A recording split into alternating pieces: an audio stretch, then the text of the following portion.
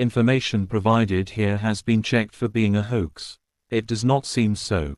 Wiki answers quote this information.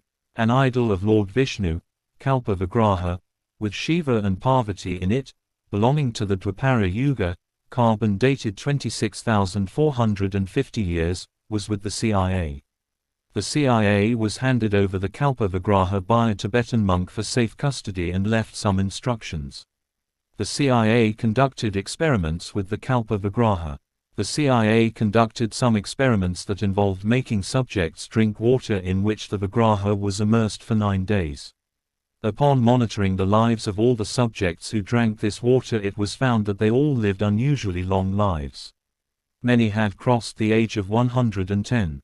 It was this astounding discovery, a direct result of the experiments, which made breaking news when retired CIA officials revealed this to the media in 2008. The water was charged with the idol, and individuals from far and wide of the United States were given the charged water to drink.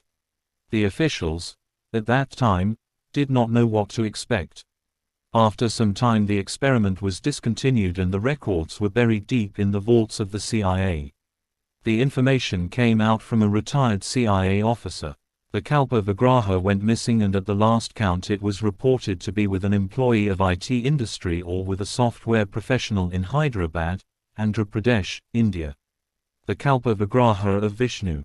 The Kalpa Vigraha is a small crude brass idol weighing about 47.10 grams, depicting a deity resembling the Hindu god Shiva kneeling or seated on one knee, a serpent's hood forming a canopy above the head of the idol. In the right hand of the figure was a discus or circular weapon, perhaps the Sudarshan chakra of Hindu mythology. Around its neck was a string of beads. The metal formed 3 loops on one side caused by the snake, an arm holding a conch shell and the discus. It measured about 5.3 centimeters tall and about 4.7 cms wide, with an oval base 2.5 cms long and 1.7 cms wide. The Kalpa Vigraha idol was reportedly found placed inside this heavy metal-lined wooden chest with a socket and pivot-hinged lid and an ancient loop and rod lock assembly. The chest itself presented a curiosity, as the space within the box was barely 8x8 by 8 inches, while the timber pieces used to construct all its 5 sides was about 8 inches thick each. The timber of which the lid of the chest was made also measured about 6 inches in thickness. The teak wood timber was further protected by a 1-inch thick bronze-like alloy plate on all sides, which despite severe external corrosion had preserved the teak wood of the box to a fair extent. The metal plate appears to have been riveted into the teakwood with nails of some similar metal alloy. Though many rivets were missing, the metal casing held well. The appearance of the chest suggested that it might have lain buried for a considerable period of time, though scrape marks from attempts made to clean the corrosion on the outside were visible. There was no doubt the small statue was of some extreme importance to have been preserved with such care in a chest of such strength and durability.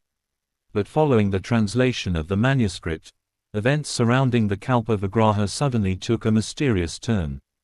The UCRL's records were impounded by the CIA and a shroud of silence was cast over all matters regarding the chest and the Hindu idol. St. Circus Mustang 0183 was removed from the inventory at the CIA storehouse records, and the whole episode was swept under the carpet for some inexplicable reason. Many months would elapse before someone in the CIA decided to take an interest in the chest and its contents. A strange manuscript found inside and the unusually age-worn chest coupled with its noticeably unique design prompted them to conduct a radiocarbon test of the timber with which the chest was made.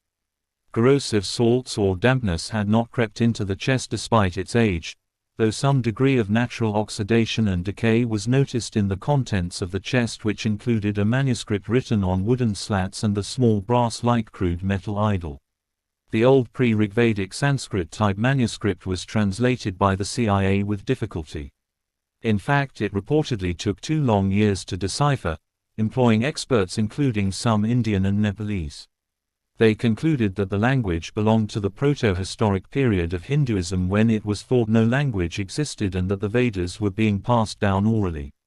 The manuscript appeared to be something akin to Sanskrit, but not quite anything any archaeologist or historian had ever encountered before. The manuscript mentioned the name of the idol, Kalpa Maha Ayusham Rasayana Vigraha, abbreviated in CIA files to Kalpa Vigraha. The results given to them by the University of California Radiation Laboratory, Berkeley, astounded the CIA officials. The antiquity of the worn-out wooden chest and the idol was mind-boggling to say the least. It did not belong to this yuga or epoch on the Hindu time scale, just as the monk had claimed. That is to say, it belonged to a period called the Dwapara Yuga, making it the oldest human artifact in existence. Radiocarbon C14 dating conducted by the University of California Radiation Laboratory on the heavy 9-inch thick timber sides and lid of the chest in which it was discovered arrived at readings that indicated a period around 26,450 BCE. That would make it over 28,450 years old today, and about 23,300 years older than the legendary Hindu Kurukshetra war. The idol was also tested by experts who concluded that it was the oldest Hindu idol in existence. None of the known ancient excavated civilizations of history, Egyptian, Mesopotamian or Indus Valley, existed before 6,000 years ago.